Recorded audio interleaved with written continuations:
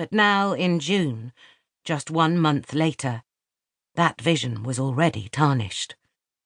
Many servicemen were still overseas, and of those who had come home, a great number were finding it hard to adjust to family life.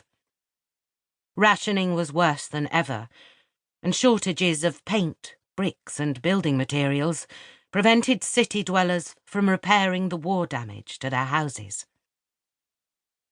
Rosie was more aware of how it was for families in the big cities than any of her school friends, because her father often went to Bristol and London, fixing up deals to clear bomb sites. When she felt a little lonely, afraid or hungry, she tried to remember stories her dad had told her about poor skinny kids he'd seen scavenging wood and coal. In big cities they didn't get the odd rabbit or duck to supplement their meat rationing like they did down here. They went hungry. Cole was in London now. At least he was on his way back after a 3-day stay. He left Rosie in the care of her brothers, but Seth was 17, Norman 16, and they had a great many better things to do while their father was away than to play nursemaid to an 8-year-old. So their little sister's curly, coppery hair hadn't seen a comb in days. Her bare feet and knees were ingrained with dirt. Her dress so tattered it was only fit for the ragbag.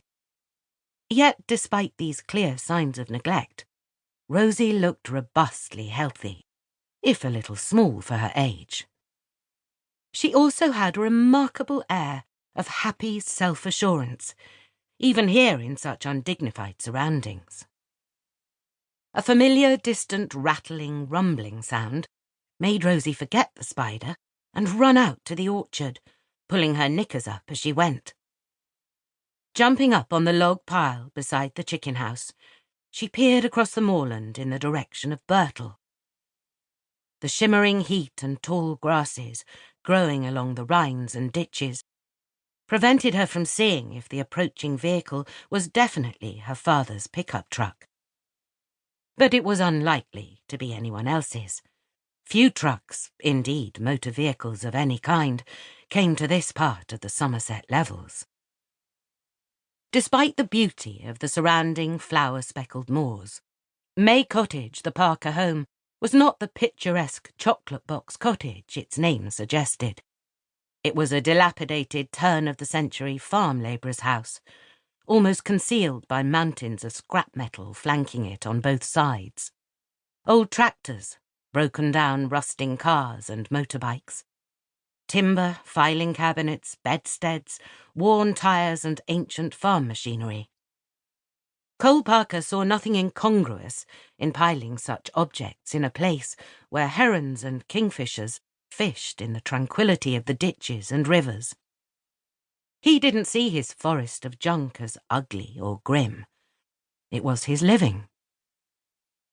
As the familiar rust-red cab of the pickup truck came into view, Rosie darted back up the orchard, scattering the hens, and through the side gate from the backyard, skirting round the piles of junk to arrive at the front of the cottage, just as her father pulled up with a squeal of brakes. "Daddy!"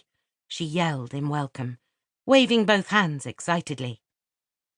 She was just about to jump onto the running board when she realised her father was not alone. A woman was sitting in the passenger seat beside him. Rosie backed away in fright to the shelter of the overgrown may trees in the front garden. Cole leapt from the cab, but instead of sweeping her up in his arms for a hug, as he usually did when he'd been away for a few days, he stopped short and frowned at her. "Come now, Rosie.